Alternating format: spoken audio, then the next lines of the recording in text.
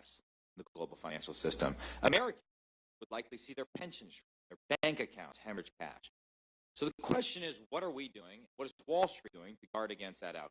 Are banks and asset managers moving to protect American investors, or are they just betting on another bailout? The risks, in my opinion, go well beyond the conflict in Taiwan Strait. American investors in China are like the proverbial frog slowly boiling in a pot of water. The CCP is criminalizing routine business practices, often ones necessary for fulfilling fiduciary obligations to investors and shareholders, like due diligence, data gathering, independent corporate governance. Given those risks are myriad, we think that if American much higher accounting regulatory firms, especially when they list on our exchanges, but in fact, very opposite.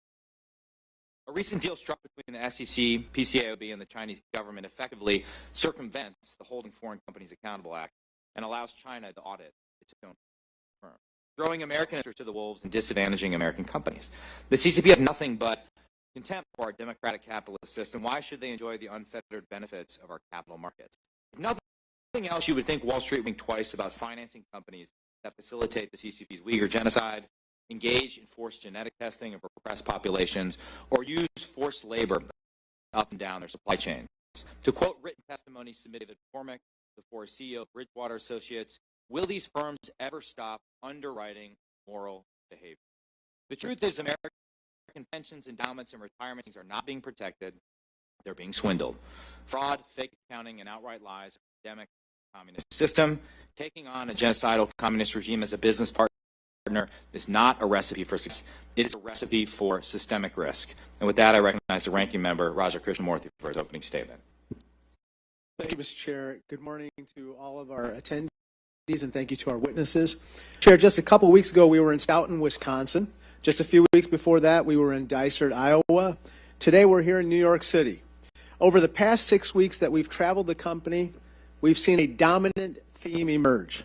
The CCP has taken aggressive steps to advance its economic interests at the expense of American ones. Doing nothing in response to these risks posed by the CCP's economic aggression is not an option. These risks harm people in the smallest towns and the biggest cities. They threaten industries from the corn and soy fields of Iowa to the factories of Wisconsin to the trading floors of Wall Street. They are risks realized through intellectual property theft and forced technology transfer, by unfair trade and industrial policy, and by a military-civil fusion system that takes American dollars and uses them to fuel military aggression and human rights abuses. When we were in Iowa, we asked what we could do to better protect our farmers and the intellectual property that helps to feed the world. When we were in Wisconsin, we asked what we could do to better protect our job creators who help to create paths into the middle class. And now here in New York, the world's financial capital, it's important that we ask what we can do to better protect Americans' money and the global financial system. Let's use the federal government's thrift savings plan as an example. As reported by Newsweek earlier this summer, more than 115 mutual funds in the thrift savings plan, or otherwise known as the TSP, contain more than 20 sanctioned or watch-listed PRC companies or their subsidiaries. These companies make, among other things, fighter aircrafts and ship engines for the People's Liberation Army and pose a direct national security risk. They also use Uyghur forced labor to produce textile, clothing, household electronics goods, and medicines. By investing in these companies, we risk supporting the CCP's military aggression and their human rights abuses. But that's not the only risk facing American investors from the CCP. As of January 2023, there were more than 250 Chinese companies listed on U.S. stock exchanges with a total market cap of over $1 trillion. These are stocks that Americans are investing in every day. But they don't come with what most Americans consider to be standard investor protections. Their complicated corporate structures carry massive risk. All the while, the CCP is cracking down on the very act of disclosing risks. The CCP is doing this by cracking down on due diligence to the point where the U.S. Chamber of Commerce has said that, quote, risk can't be properly assessed. The CCP is so afraid of bad news getting out that they've stopped publishing their skyrocketing youth unemployment numbers and instructed investment banks to avoid publishing politically sensitive data that could make the Chinese economy look bad. It's no wonder that just a couple of weeks ago, Secretary Gina Raimondo said that according to some business leaders, quote, China is uninvestable because it's become too risky. It's our job on this select committee to make sure that our constituents face less risk and more certainty. It's our job to make sure that in the same way your food supply and your jobs are protected from harmful CCP policies, that your money is protected too. It's why we've acted as a committee to launch a bipartisan investigation into American VC firms supporting Chinese AI, semiconductor, and quantum computing companies, as well as asset managers and index providers helping to direct capital to red flag companies that violate human rights and strengthen the Chinese military. It's also why I believe the Biden administration has taken critical and positive steps to address these problematic outbound investments, steps that deserve our support and legislative action to strengthen them. The stakes for our families from Iowa to Wisconsin to New York are simply too high to ignore, and they are too high for us to settle on a path of inaction. I look forward today to hearing from our witnesses about what we can do to address these risks and protect the interests of the American people. Thank you, and I yield back the balance of my time. Thank you. Thank you. If any other member wishes to submit a statement for the record without objections, those statements will be added to the record. We are privileged today to have a great lineup of witnesses, each of whom brings a unique set of insights into the threat the Chinese Communist Party poses to U.S. financial stability. Unfortunately, one of our witnesses, Mr. Tim Chanos, could not make it here due to bad weather. My understanding is he was over Pennsylvania when his plane was forced to turn around, and he could not find any other flights due to air traffic control in New York. I will not make a sort of jab at LaGuardia or JFK. I appreciate the hospitality we've been shown in New York City, but I just really want to quote his testimony. Exceptional. I encourage you all to read it. One thing that stood out to me was this quote. I've often said that China is the only country in the developed world that knows its GDP on January 1st of that year. However, as GDP grows, so does the required amount of additional investment needed to grow in the future, much of which is debt funded. We call this China's treadmill to hell. So he didn't pull any punches in the testimony. Our first witness is the Honorable. Our first witness is the Honorable Jay Clayton, who will help us understand the breadth and severity of the systemic risks that the PRC's penetration of our capital markets creates. Mr. Clayton served as the chairman of the Securities and Exchange Commission from May 2017 to December 2020 and is now of counsel to Sullivan and Cromwell. Next to him, we have Ms. Ann Stevenson Yang, the founder of J Capital Research. Having lived in and studied in China and studied the PRC market for decades, Ms. Stevenson Yang brings a unique credibility in unraveling the truth behind the data on the PRC economy. Thank you to both of you for being here this morning. If you could please rise and raise your right hand, I'll now swear you in. Do you swear or affirm under penalty of perjury that the testimony you're about to give is true and correct to the best of your knowledge, information, and belief, so help you God? You may be seated. Let the record show that the witnesses have answered in the affirmative. Thank you all. Mr. Clayton, you are recognized for 5 minutes. Thank you, Gallagher, Ranking Member Christian Authority. It's nice to be here today. I submitted detailed written testimony. What I think I'll do is respond a bit to your opening remarks and make 4 points. First, I want to recognize Speaker McCarthy, Leader Jeffries, and the members of the committee for taking on this task. It is a complex, difficult, and I would say novel task. I don't know that in our globally integrated economy we have ever had two, what I would say, well, the two largest economies be deeply conjoined, but also what I would say is deeply at odds in certain areas. It is a difficult task. It is one that spans not just financial regulation, but as you both mentioned, national security, trade policy, human rights. and dare I say, foreign policy, because it's not a bilateral issue. It's a multilateral issue. So congratulations and thank you. Next thing is the touchstones of financial regulation. Touchstones of financial regulation at the individual firm level.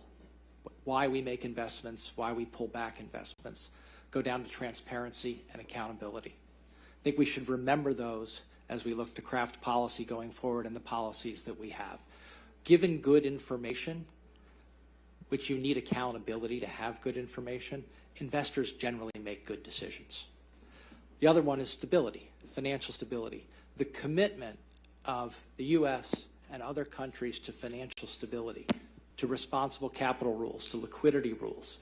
It gives us the confidence in order to have a globally integrated financial system.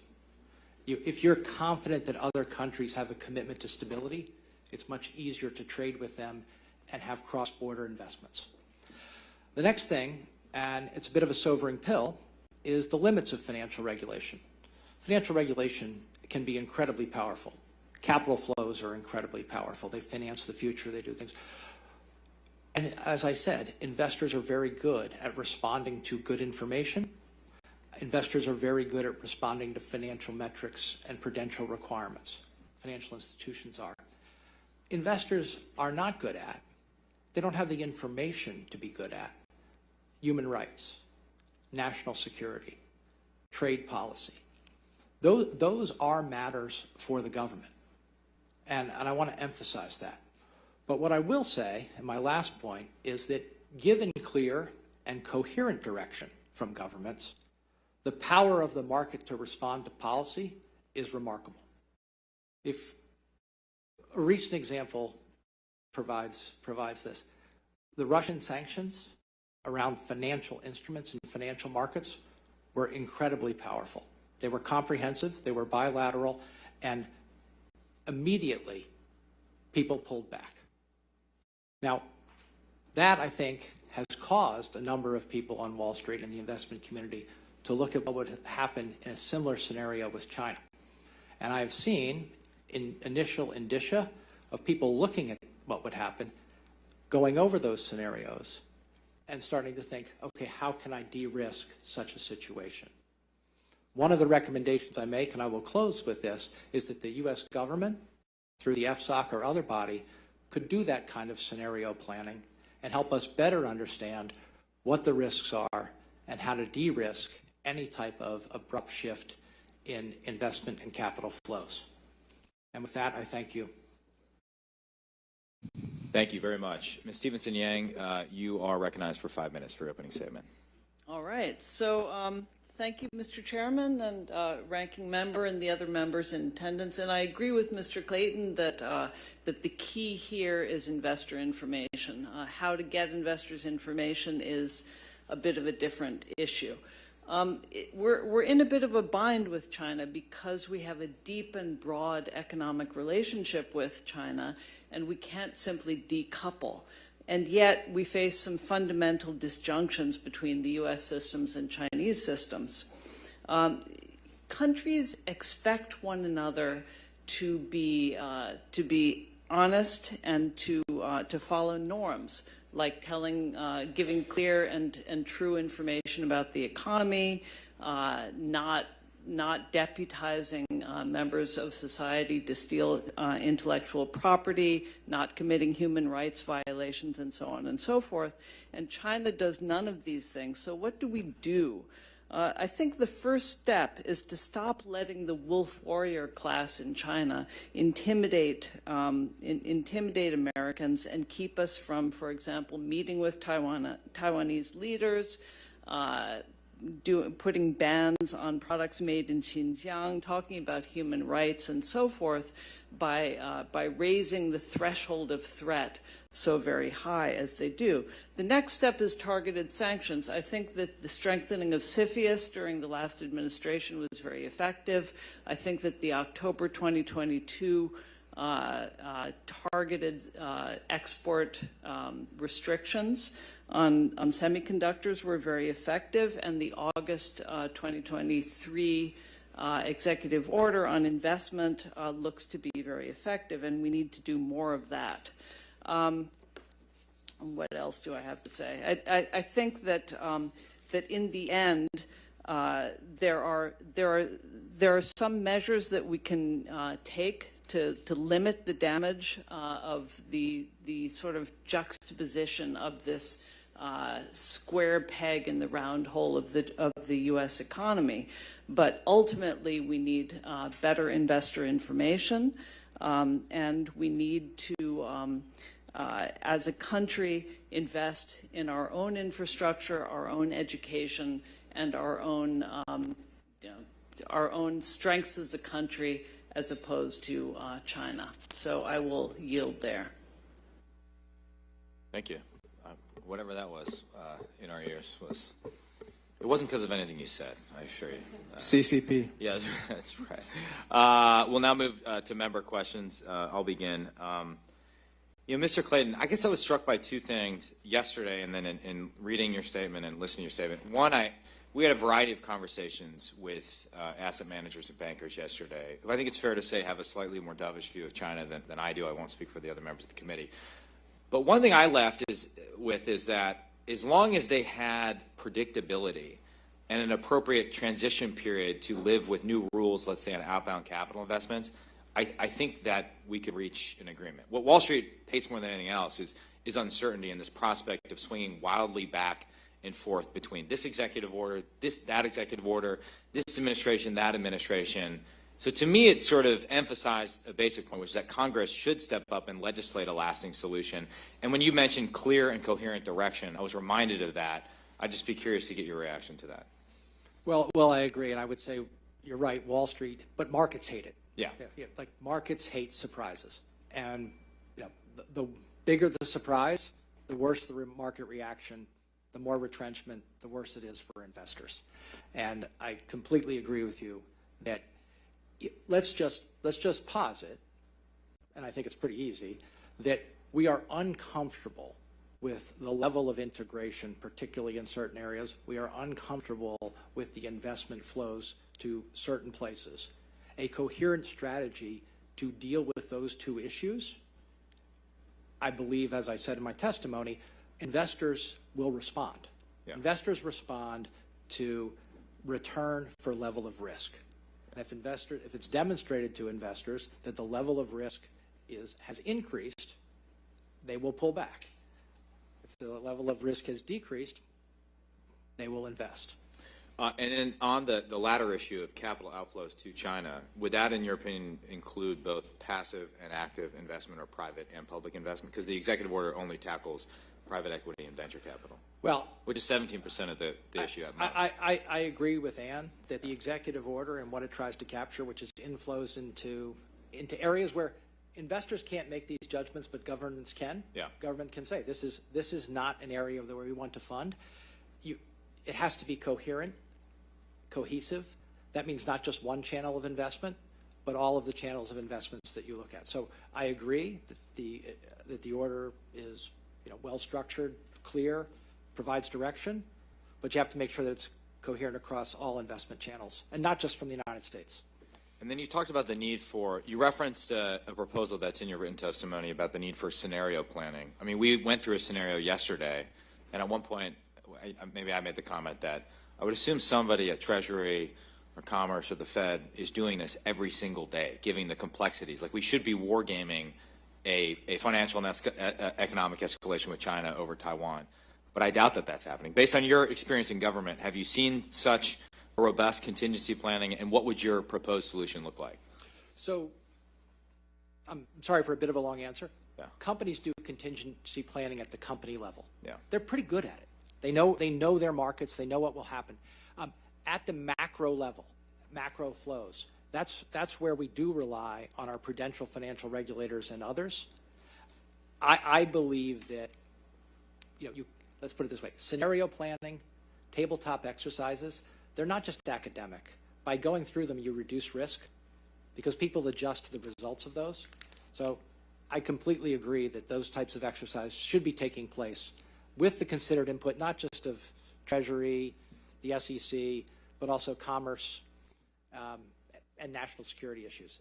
This is new, and it's worth doing that work. Yeah. And Ms. Stevenson Yang, in the minute I have left, I think your comments about the need for better information are very well taken and important. What basic steps can Congress take to ensure that we have full transparency into the extent of and recipients of U.S. investment in China, and to address the risks that you've outlined for us? Well, as Mr. Clayton said, the role of government is to look at these macro flows and to identify where the risks are there. I think a lot more information needs to be gathered on which companies, for example, are active in Xinjiang, which companies use forced labor, which companies are actively engaged in taking U.S. technologies and in transferring technologies to the military, which companies are connected to the military. Because I think that as investors and consumers get this information, they tend to back off. Yeah. Thank you. My time has expired. I now recognize the ranking member for 5 minutes. Good morning. Thank you again. The risks associated with the PRC's entanglement with U.S. capital markets aren't just a concern for Washington or Wall Street. It turns out it's something that should matter to ordinary Americans investing in the market. For example, here's a graphic that shows Alibaba isn't just the PRC's most famous tech company. It was the largest IPO in America.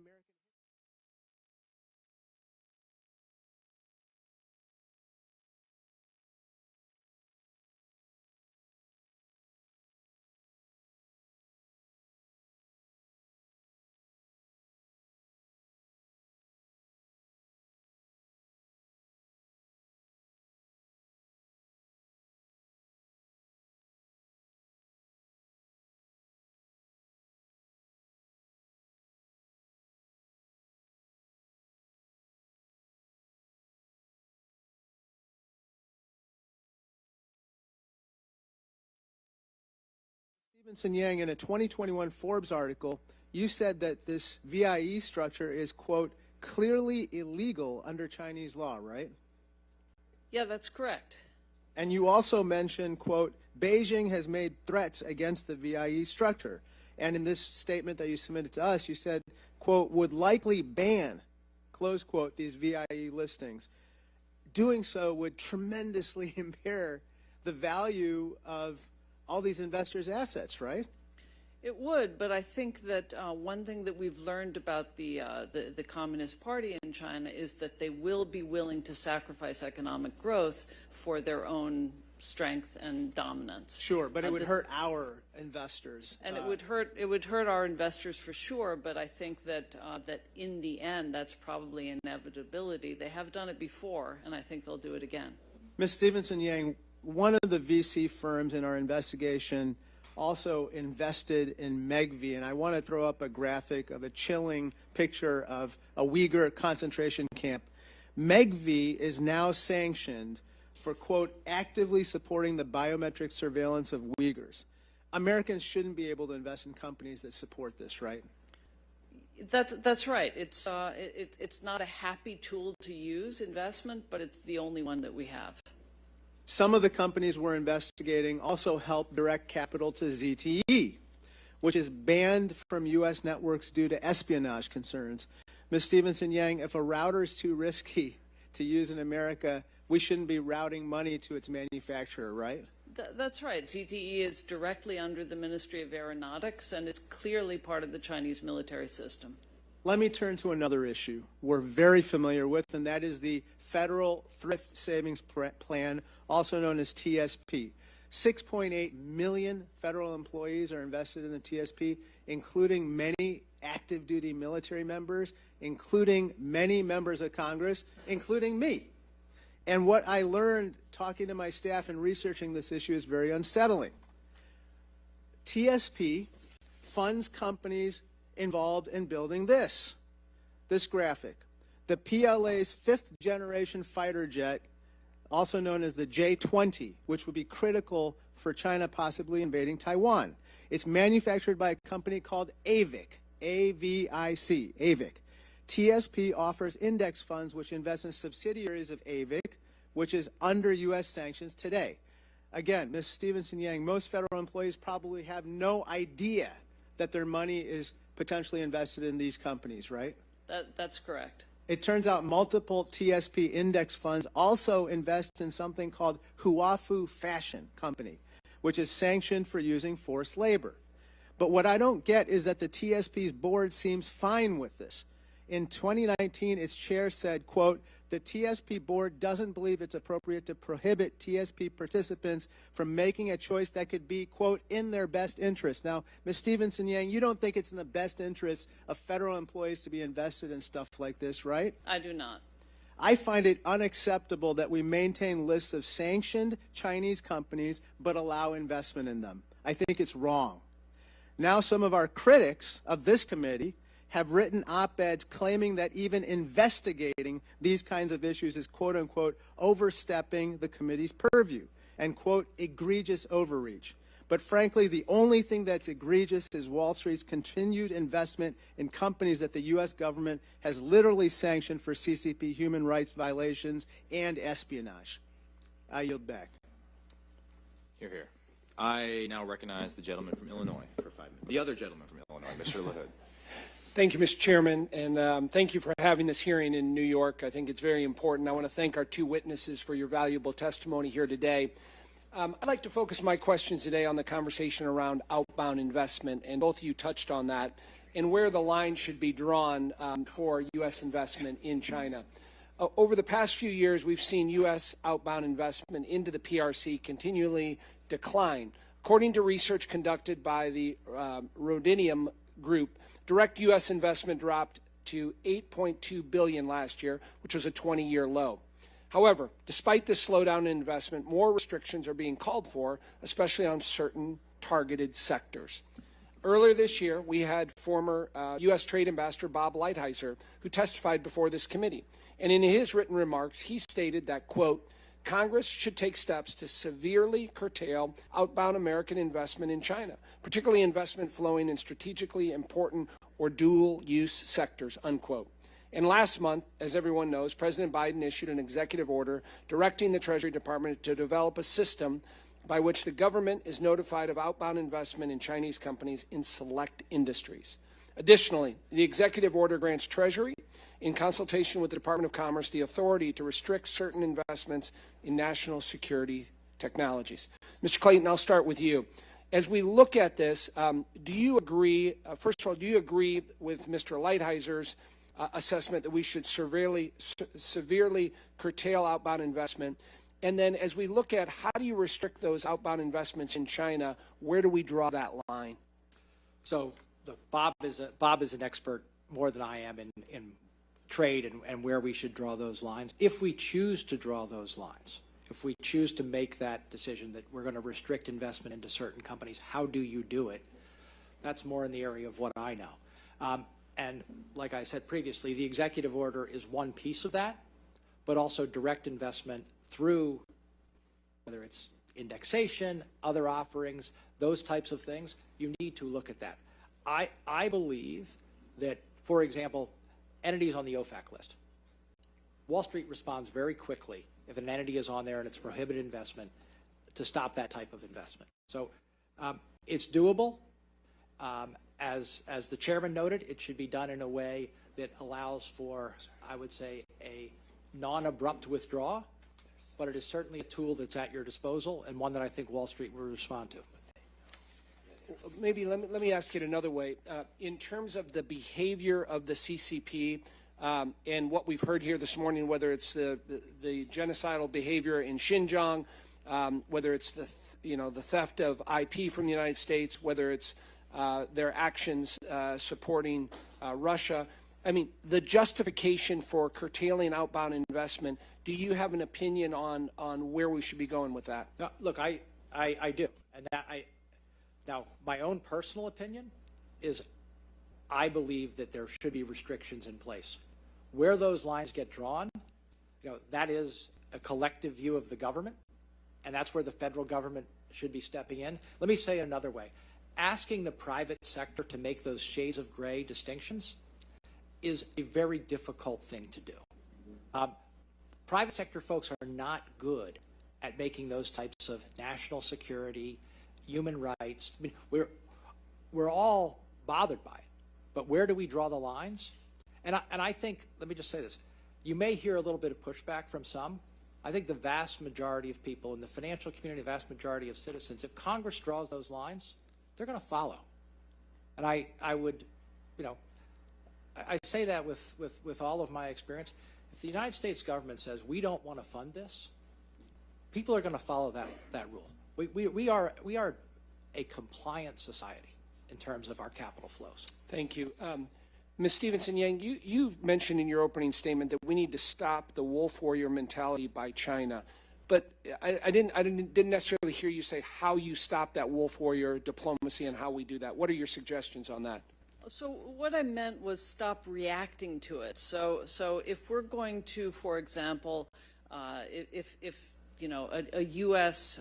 Textiles company is going to say, well, we won't source cotton from Xinjiang, and then China angrily issues a lot of statements about how that company is banned, and you know Xinjiang is absolutely fine, and cotton is absolutely fine from there, and our patriotic companies should all buy cotton from there. We should just be unperturbed by that, not apologize to the Chinese government, not go back on what we've said, but just and we've spent a long time in corporate America sort of being timid and afraid of these statements from China. Thank you both. Mr. Moulton is recognized for 5 minutes. Thank you very much, Mr. Chairman. I think, Mr. Clayton, what you were speaking about just now, how we strike that balance and where the federal government draws the line, is a tricky question that we're really trying to grapple with as a committee, and specifically here with this visit to New York. So I'd like to ask about how do you strike that balance? I mean, if I were an investment advisor, I'd have two primary concerns about investing in China that you've explained. One, that we're funding genocide, the buildup of the PLA, an eventual invasion of Taiwan, weapons that could be used against our kids. And then, of course, the second reason is just the simple risk of those investments, given China's complete obfuscation of what's actually happening with their economy. Now, with regards to the first part, making sure that we're not supporting genocide, that's an absolute place where, of course, the U.S. government should be involved. On the risk side of things, I think that's a harder thing to figure out where the government should be involved versus where we should trust the market. I mean, there are probably a lot of members of Congress who in the early 20th century thought that horseless carriages were a risky investment, and it wouldn't have been a good idea for Congress to respond to that by saying we should restrict investment in Ford. So trying to strike that balance with various different entities, you know, and you say we cannot totally decouple. At the same time, if we were to totally decouple, we'd lose a lot of the potential economic leverage that we could have long-term to perhaps be valuable in deterrence. So there are other reasons why it's not such a bad thing for our economies to be intertwined.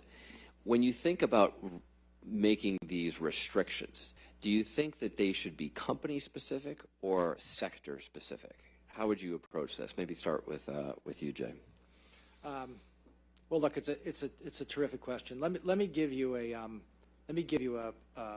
micro example and a macro example around your transparency question, which is at the micro level, do we really know that the information we're getting is correct? Okay, if we do, people will make good decisions. If you look at U.S. companies that are disclosing their level of integration in China, investors are telling them that's too much.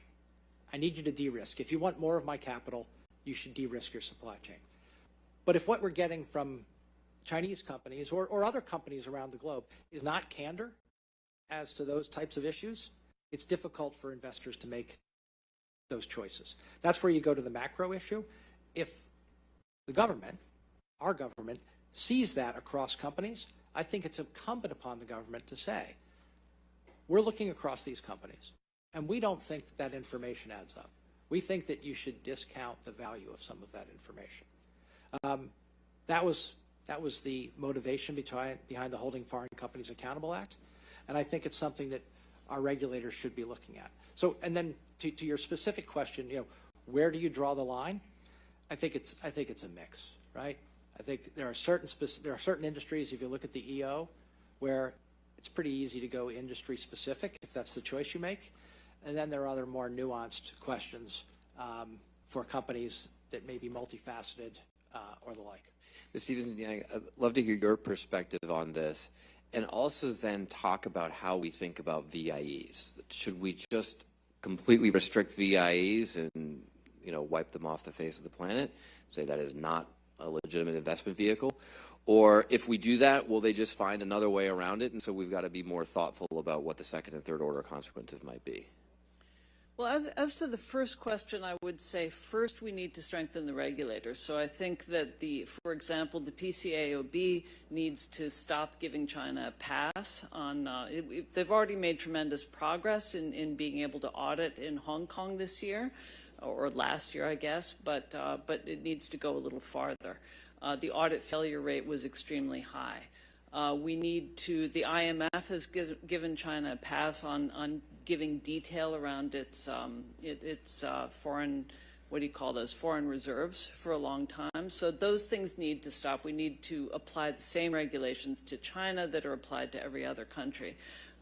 After that, I think we look at the export restrictions and we follow those. We have a very competent team at BIS, so we follow them and look at what they're doing. I think the import restrictions and tariffs tend to be less effective. The export restrictions tend to be more effective. So we look at what technologies those are focusing on and perhaps focus on investment in those. And if you could, for the record, just take this question more specifically to VIEs. I'd appreciate VIEs, it. I forgot, yeah. We'll probably have time for a second round if we Okay. go back to it. Mr. Chairman, I yield back. Thank you. Thank you. Ms. Hinson. Thank you, Mr. Chairman, and thank you to both of you for joining us today. It is absolutely critical we continue to shine this light on what the CCP is doing to continue to undermine and aggressively and systematically undermine our economic success here in the United States, using our U.S. investments, as we've already discussed, to fund companies that aid the PLA and assist in those egregious human rights abuses that I think we all need to be more cognizant of as consumers as well. I think our small businesses also, working families, should be able to trust that their investments are not being funneled to these malign practices in China.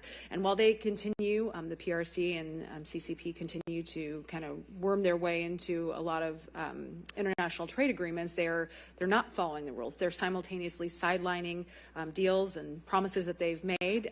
That really undermines, obviously, our agricultural and manufacturing success and stability here in the United States. Whether it's digging in a cornfield in the state of Iowa to try to get those seeds out and reverse engineer them and steal that IP. They're trying to harvest Americans' information, personal and financial data. They're undermining our tech sector's ability to innovate.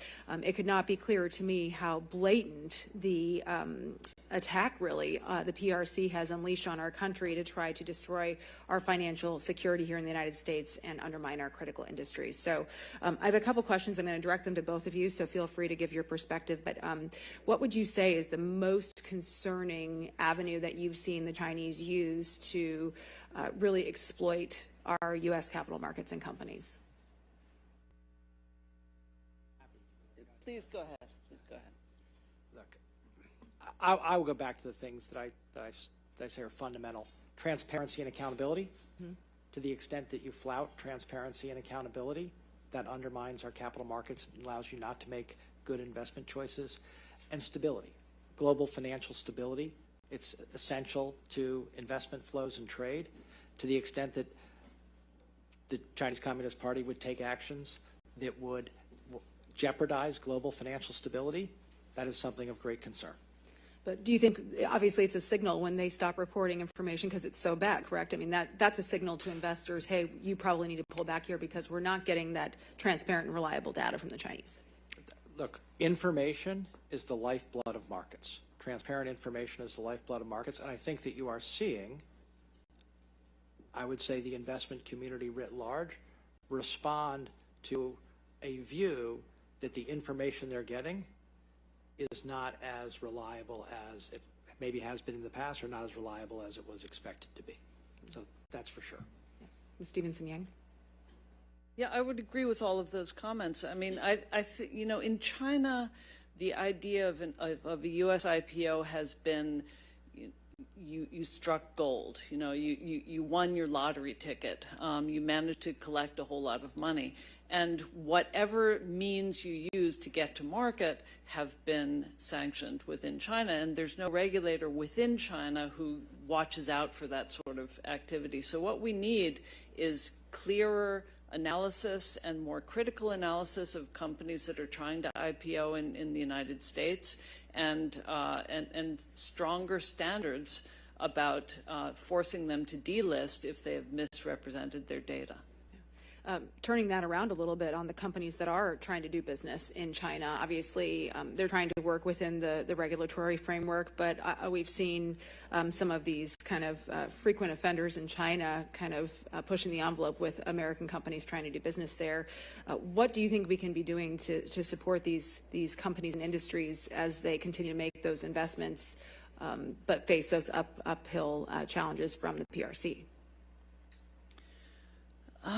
I'm not sure that there's a ton that we can do except through the WTO. There are a number of WTO agreements that China has not abided by over these 20 years. So I think maybe we go to that forum and push a little bit harder.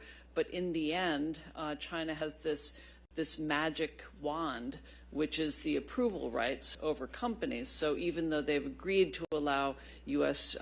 foreign participation in banking and telecom, for example, if they don't approve the companies, then you can't participate. Right.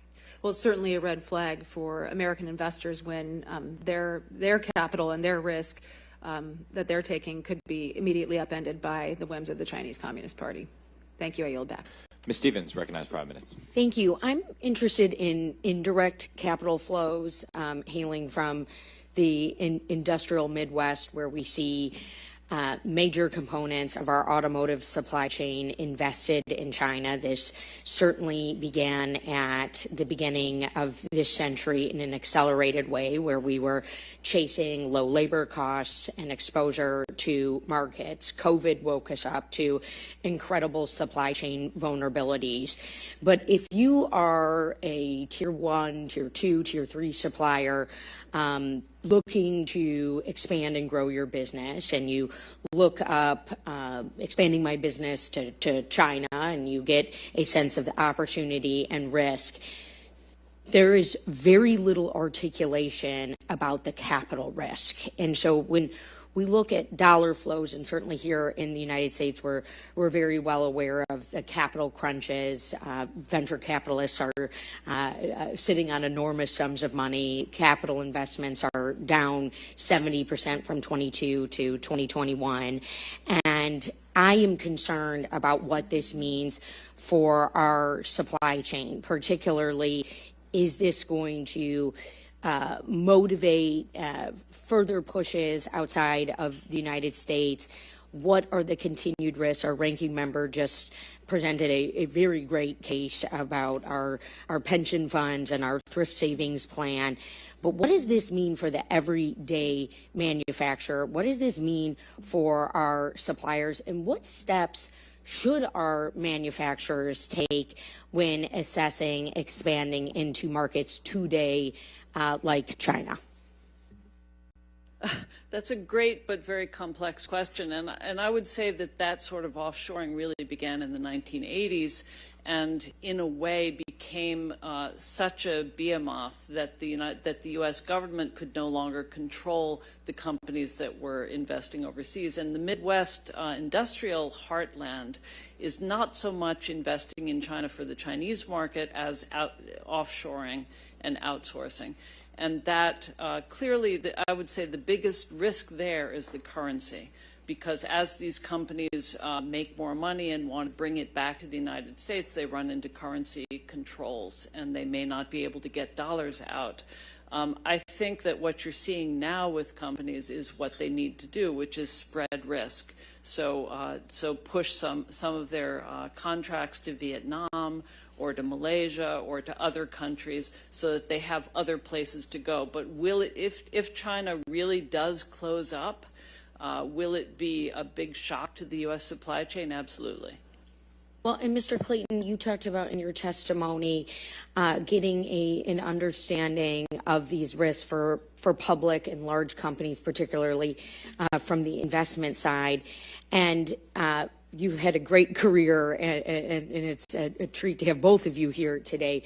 But as best as you're able to, could you talk about export controls and exposed risk, particularly with what Ms. Stevenson Yang just mentioned? If China closes off, do we have any protection for our small manufacturers who are maybe over-leveraged or over-invested?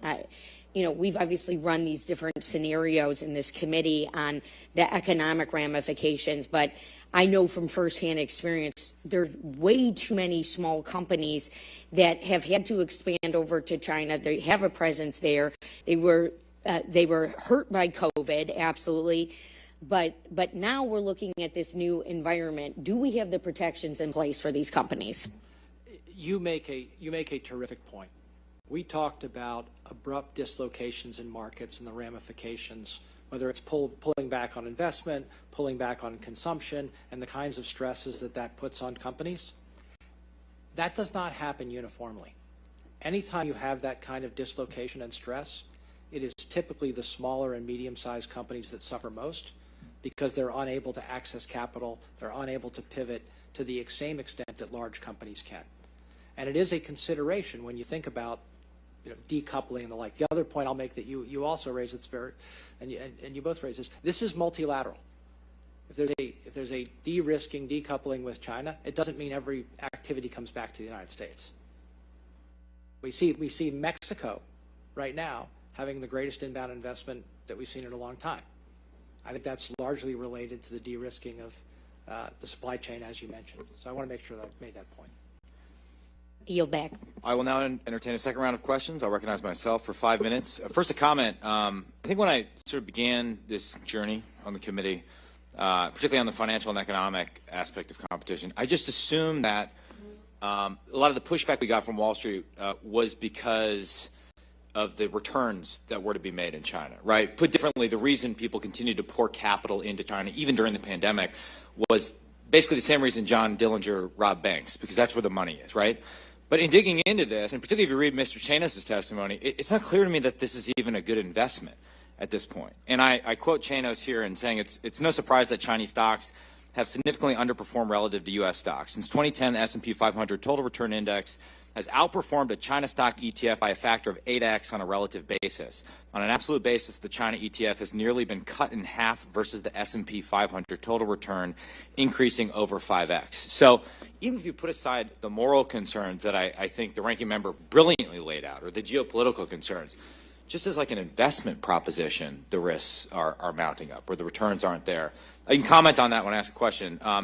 The other thing I have to bring up that I've been struck by on this trip, and we've had great discussions and a great tabletop, and this has been very illuminating, but almost everyone we met with a few exceptions, has asked that we keep their identities secret. If you think about it, these are the same people that have no problem going to Hong Kong and Beijing and, dancing with Leo Hud, various conferences. And yet when they meet with members of Congress, it's like we're in some witness protection program and we have to shuttle them around, which I kind of think gets to maybe it's related to the Wolf Warrior point, or just we're so sensitive to the reaction. In fact, we had people tell us explicitly that their Chinese LPs would object if they knew they were meeting with us. That kind of crystallizes, I think, the dilemma we face and how difficult it is to mobilize action in light of those concerns. Mr. Clayton, to get a better handle on this problem, you talk about this in your written testimony, but I want you to say it orally. Should Congress mandate that publicly traded companies disclose their exposure to the PRC? Okay, let me say that I am generally not in favor of issue-specific mandatory disclosure for public companies. I think we often use the securities laws to accomplish other objectives. In this area, I believe that large public companies that have significant exposure to China, for the reasons you just articulated, I would say a greater understanding of the geopolitical risks, the company risks that we've come to learn from COVID, this is an area where I would at least consider a pilot program for very large companies disclosing the China-specific risks and what type of scenario planning they have done in the event of an abrupt decoupling. And look, this is not about liability. It's not about gotcha. It's just about in the boardroom, if you have a substantial exposure to China, how have you thought about the type of risks that you're talking about if they come to fruition, and provide that information to investors? I think those questions are already being asked. Yeah. But I think that this is an area where you can show leadership. And I would say, you know, look, again, I'm not a big fan of excess liability. I think we have too much of it. But you can show leadership in the type of disclosure, the type of dialogue that companies should be having. I'll just make one last point there. During COVID, this is exactly what we did. We asked public companies to come forward and say, given all the challenges of a lockdown, given all the challenges that, give us your best estimate. Give us your planning as to what you're going to do in response. U.S. public companies did a fabulous job. They told the public, here are our challenges, here are human capital challenges, here are our supply chain challenges, here's what we're going to do about it. And it instilled great confidence in the marketplace. So what exactly, in your paradigm, would they disclose in a pilot program? Would it be revenue generated in China? Would it be, you mentioned the contingency plans they have? Yeah, my view is if they have a certain level of exposure to China, that they should say, here are our contingency plans in the event that we were to have an abrupt decoupling. This is what we've thought about. And these are the risks. I think investors know they exist, but that dialogue is a good dialogue to have. Yeah. And then Ms. Stevenson Yang is unfair in the remaining 23 seconds I have. To go back to the VIE issue, just in simplest terms, what does one own when one owns a VIE? And what shareholder protections does one have? One owns a stream of revenue, not profit, because profit is explicitly not permitted under Chinese law. And what protections does one have? Companies arrange that the owners of the VIE sign documents that allow them to, that allow investors to kick them out if need be. But it's a fairly thin reed to hang on. Yeah, thank you. My time has expired. Mr. Krishnamurthy. Thank you again. We all know that the CCP bans books, but now it's also cooking the books. Take real estate. According to government figures, new home prices have slipped just 2.4%. That's according to the CCP. But data from private sources tell a different story. Existing home prices have fell by at least 15% in areas like Shanghai and Shenzhen, and the city of Guangzhou saw a price drop of about 25%. Ms. Stevenson Yang, one very humorous part of your past statements include the following. You said, quote, when you go around and meet state-owned industry people, everybody laughs at the national statistics. So I don't know why foreigners believe them. Ms. Stevenson Yang, when it comes to official PRC government statistics, you noted in your testimony that numbers are often distorted in order to reach goals. They're goal-driven.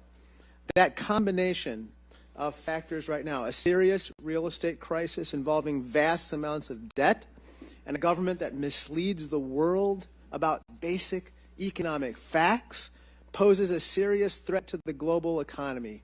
Isn't that what you think? I think that's correct, yes. Now, Mr. Clayton, I wanted to bring your attention to a very interesting headline that we saw in the Wall Street Journal. Can you put that graphic up? It says, China's economy isn't ailing, it's evolving.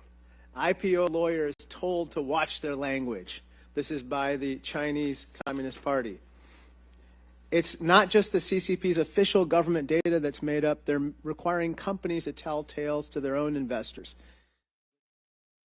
Regulatory Commission, their version of the SEC, which you led formerly, recently convened a group of Chinese law firms and ordered them to not disclose risks to investors that paint the CCP in a negative light. Mr. Clayton, as you see from this headline in the Wall Street Journal, law firms aren't allowed, these are Chinese law firms, aren't allowed to describe the Chinese economy as ailing, even though it is, or highlight other problems of the PRC. Don't you think that these types of investors in jeopardy here?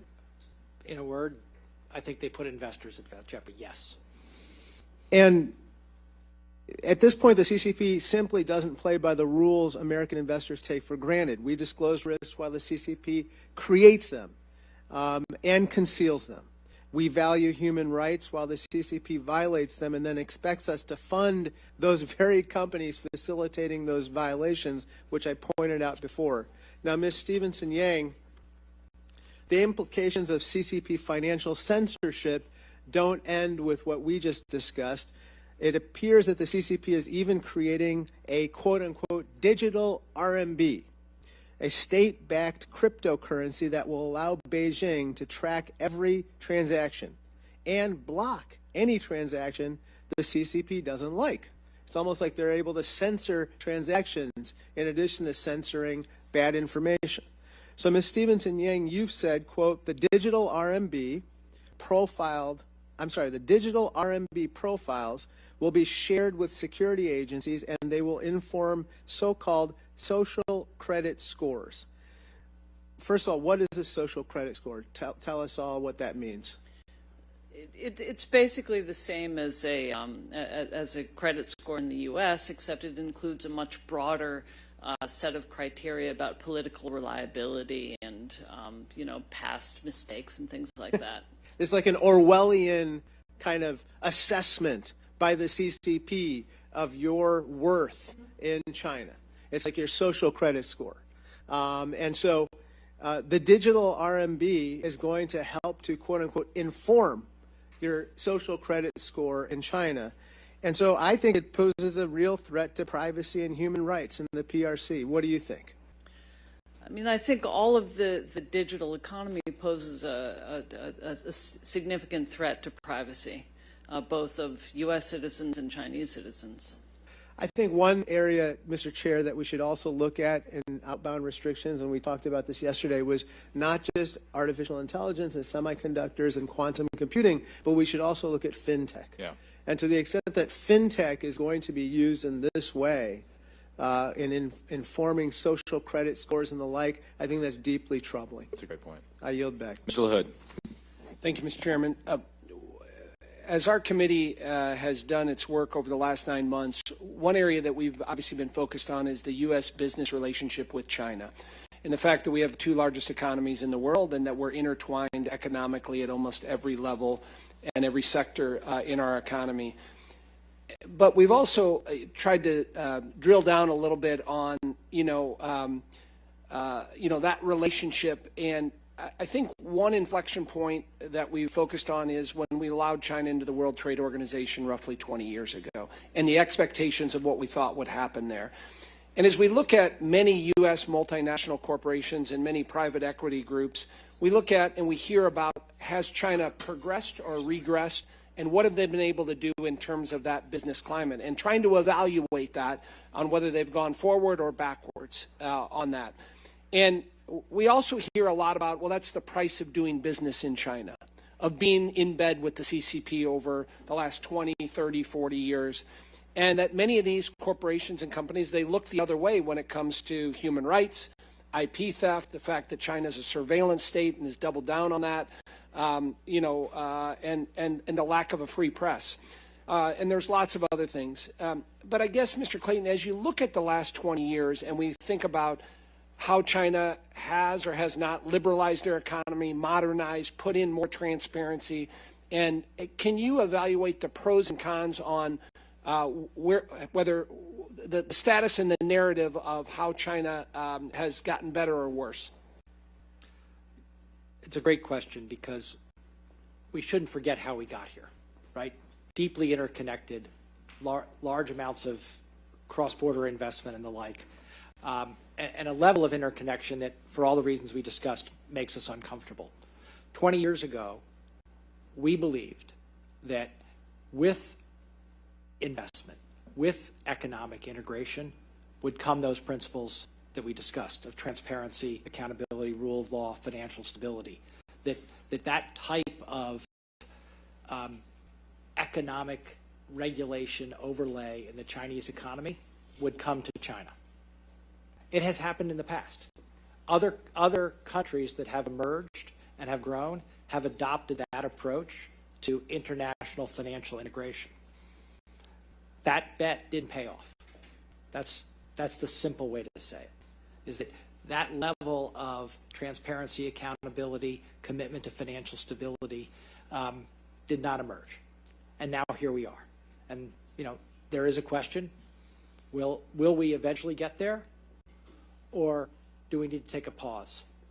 I think that's where we are right now. I think that's why this committee, the work of this committee is so important, because we made a judgment about the future that turned out not to be correct.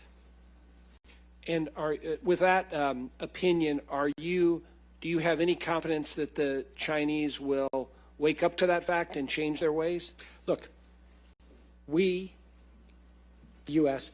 and China, did have great benefit from this integration, right? The trade benefits to both countries were substantial. You had incredible economic growth in China. We had lower costs of manufacturing, providing better goods for the consumer at cheaper prices. That was all good. If that's going to decouple, you would think that people would wake up to the fact of how do we keep that from happening? But that's what's playing out right now, as I see it. Ms. Stevenson Yang, do you have a comment on that? Yeah, I would agree with all of that. I think, though, that to some extent what we're looking at represents a technology gap, that in the 1990s emerged a lot of online communication technologies, and we simply were able to unstring value chains in a way that wasn't possible before, and move a lot of portions of those value chains to China, and didn't really have the regulatory structure to capture that. I think also that 1989 and the Tiananmen Rebellion is underestimated as a force in Chinese politics. I think after that, the Chinese Communist Party decided we've got to pull back on this experiment. Thank you. Those are all my questions. Mr. Moulton. Thank you, Mr. Chairman. I'd like to continue on my earlier line of questioning about how we figure out where to draw this line and strike this balance between telling investors what to do for good reason and trying to distort the markets when we're not in a great position to do so. So, Ms. Stevenson Yang, could you pick up that question with respect to VIEs? Should we banish VIEs? If we did do that, what would be the result? Would companies and investors just find a new way around the loophole or loopholes through the existing system? What would happen, and what do you think our policy prescription should be? We have to take a gradualist approach, and I think we're doing that through the HCF, what's it called, the Holding Foreign Companies Accountable Act.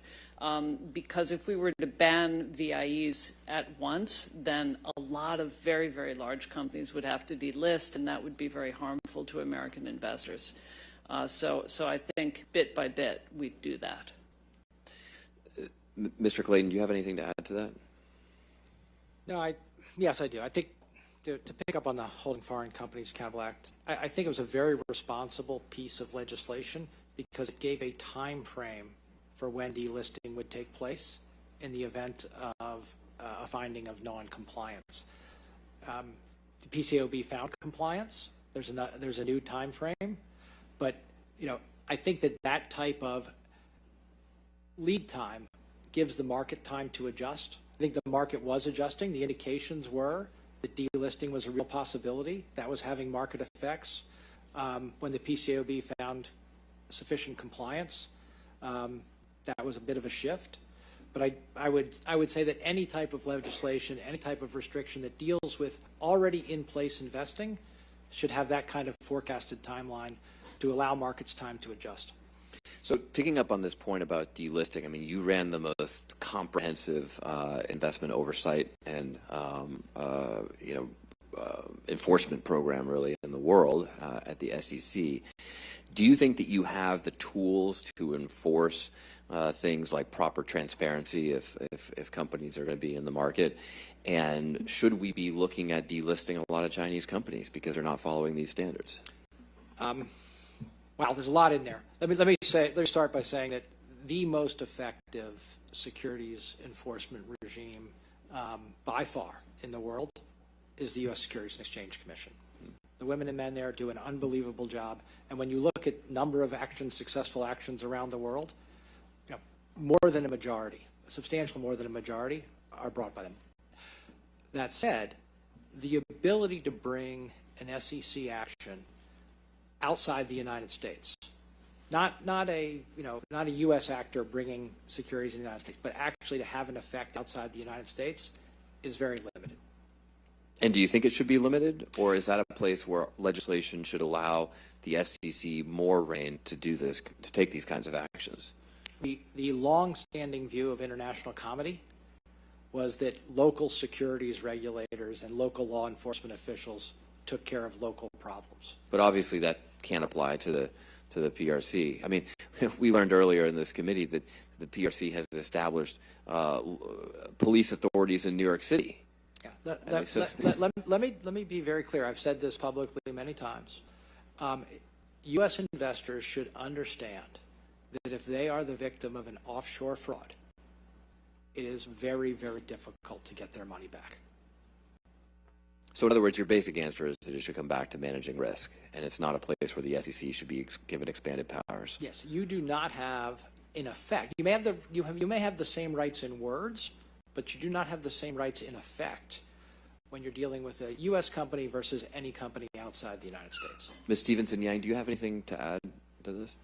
I don't really. I mean, there's a reason why Chinese companies like to list in the United States. It's the deepest and most liquid market, and you know you'd have to be really a sad little company to go to Singapore or another exchange. But even the SEC has limited range for regulation. Do you think that a lot of companies will simply change domiciles if that's what it takes to get around any sort of increased regulations that come out of Congress or this committee? They already have to Hong Kong and to Shanghai. Right, thank you, Mr. Chairman. Just quick clarification, 10 seconds. PCAOB found compliance, sufficient compliance, right? But my understanding is that it's based on Chinese audits, and we don't know how many of these audits are actually failures. Can you explain that? Maybe I'm confused. Or take it for the record. Yeah. No, I'll take it for the record. I would encourage more dialogue between this committee as an oversight committee and that PCAOB process. Okay. We'll leave. Mr. Chairman, obviously this committee's goal is strategic competition with the Chinese Communist Party, and one of the ways where I think we can be strategic, expanding BRICS relationships when it comes to so. There was just an article I think we heard today that Brazil has been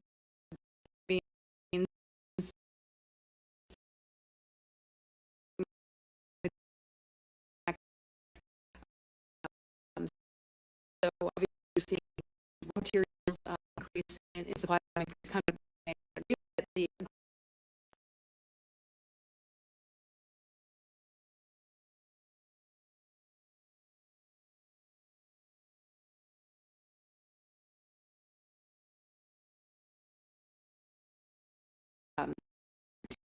economy. Specific case.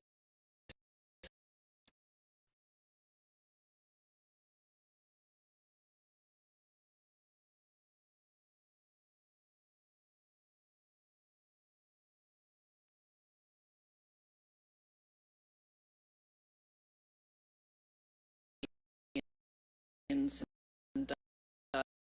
to some extent iron ore and came as a result that we thought back and for what we should now. I'm sorry, I forgot. No. I think obviously we're just seeing China be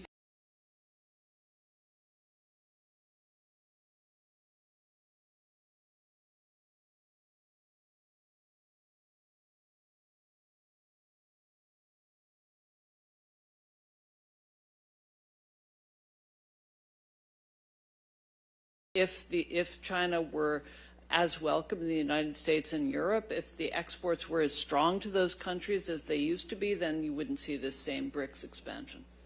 What do you think? Obviously, China is not living up to its end of trade deals that we've made with them. And obviously, when you look at the commitments that they've made to purchase U.S. goods, they're now purchasing those from other nations. How can we counter that other than continuing to expand our trade relations with other countries as well? Spread the risk, focus on multilateralism. I think this is going to be a significant problem for Iowa and for some other, a couple of other states in the middle of the United States as the Chinese economy starts to deflate and demand fewer soybeans, corn, pork, and so forth. And I'm not sure there's much we can do about that. Yeah. So we spent a lot of our time yesterday talking about what economic levers we can be pulling right now, because we do still have leverage that could change down the road as they continue to make these investments and develop these alliances. So you talked about technology gap earlier and some of the places where we maybe need to make some investments.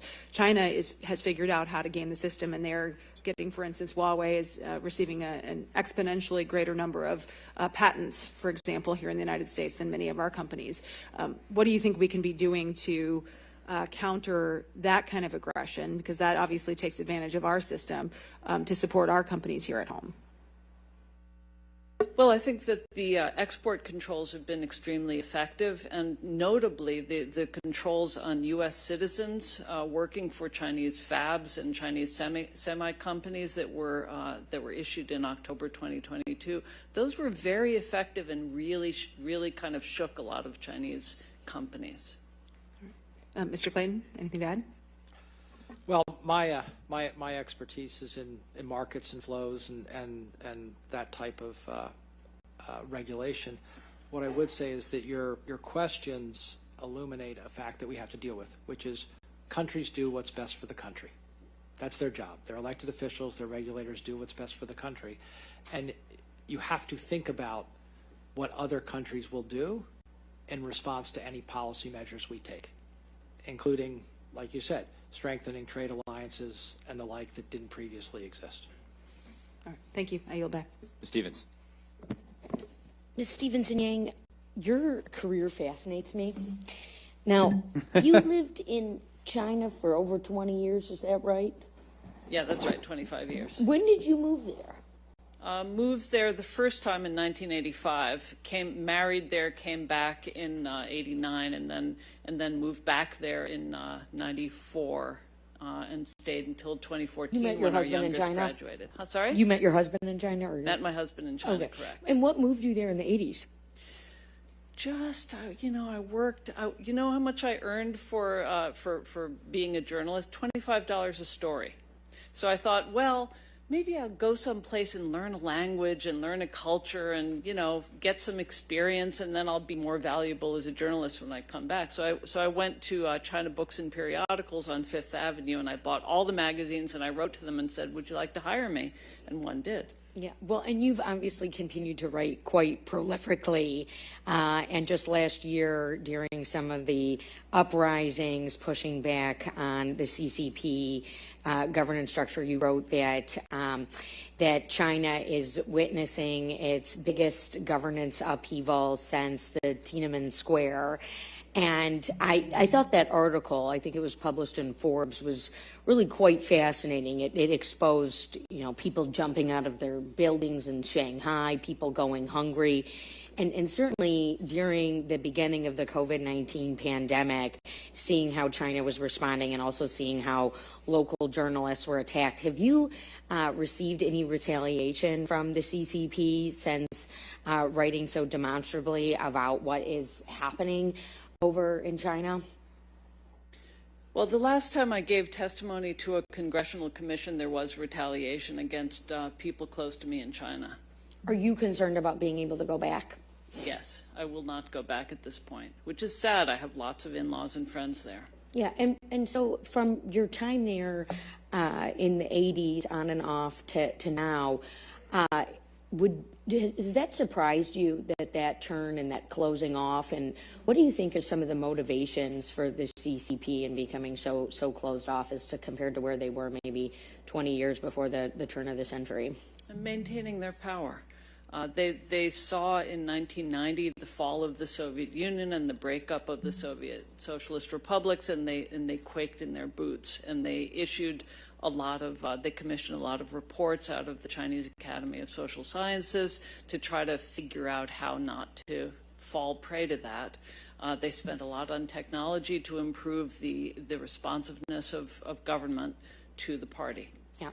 And your new enterprise, J Capital, are you advising companies? Is that what you're doing in your current enterprise? We do a couple of things. One of the primary thing is we're a short activist. So we look at fraudulent companies, we study them, we write a report on them, and then we expose them. Okay. And so you're getting in front of some of the IP considerations as well? Yes. Okay, great. Well, thank you so much, Mr. Chair, and I yield back. Thank you. Would the ranking member like to offer any closing comments?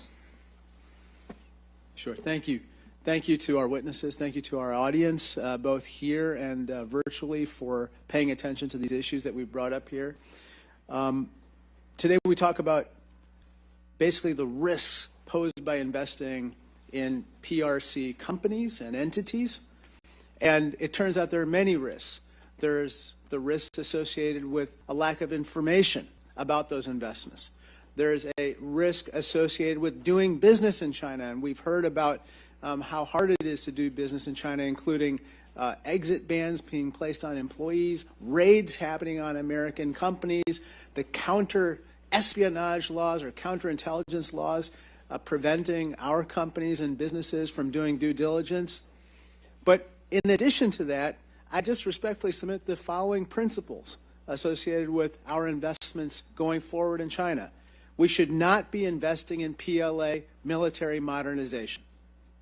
We should not be investing in companies that assist with espionage or that hurt our national security. And we should not be investing in companies that facilitate human rights abuses and, worse yet, facilitating a genocide. Now, we in Congress have a duty. We must legislate to create clarity and predictability surrounding these restrictions. The Biden administration and the executive branch must also strengthen rules and regulations and bring consistency to the various lists that contain sanctioned companies and watch list red flagged entities. However, in the meantime, I respectfully submit the following to Wall Street firms who may be paying attention to this hearing. Please divest from these companies if you haven't done so already. Don't be a part of the problem. Don't be invested in PLA military modernization. Don't facilitate espionage or activities that could endanger our national security. And for heaven's sakes, don't invest in companies that facilitate human rights abuses. You have the right to do these things currently in many cases, but it's not the right thing to do. I yield back. I thank the ranking member. Someone said something yesterday to the effect of, well, Jay Clayton and Stevenson Yang, we don't agree on everything, but we sort of are thinking in the same direction. Why not have one of the asset managers, the bankers, testify before the committee? To which I said, that'd be great. They're not eager to testify before the committee, though they have an open invitation. But it's been very helpful, even notwithstanding the secrecy issues I mentioned before, to get pushback, I think. That's how we improve our policy recommendations, our ideas, and what we're after are solutions that last and endure beyond which way the political winds are blowing, left or right, at a particular moment. And so I really thank our witnesses for challenging our thinking with your testimony, your thoughtful responses to our question, your time. I want to thank the Council on Foreign Relations for your hospitality. You've been incredibly generous with this facility. We were parked out here all day yesterday, and despite the fact that I failed to buy snacks for the members, then we were struggling at the end of the day. We got through it. I want to thank our members. It's not easy to get everyone in one place outside of Washington, D.C. It's a significant investment of time for the members, but I certainly learned a lot from this experience in New York. And finally, I just say, we started our day yesterday by going down to Ground Zero and participating in the ceremony to recognize 22 years since 9/11. And the the memorial itself is incredibly moving and powerful. The event was powerful and moving, and I was reminded of what was said by the 9/11 Commission after that tragic event, which was they described it, the intelligence failure leading up to it, as a failure of imagination. And what we're trying to do by engaging in tough conversations with Wall Street, by doing tabletop exercise, is to imagine some of the worst case scenarios so that we can avoid them, so that we can prevent them. Because an ounce of prevention, an ounce of deterrence is worth a pound, if not more, of warfare. I mean, the consequences of getting this wrong are so massive that we have to devote as much time and energy to getting it right now, while we still have a window to diffuse a war over Taiwan or something like that. So thank you to members for your commitment and for helping us think through all the imaginative possibilities in a bipartisan fashion. With that, questions for the record are due 1 week from today on September 19th. And without objection, the committee hearing is adjourned.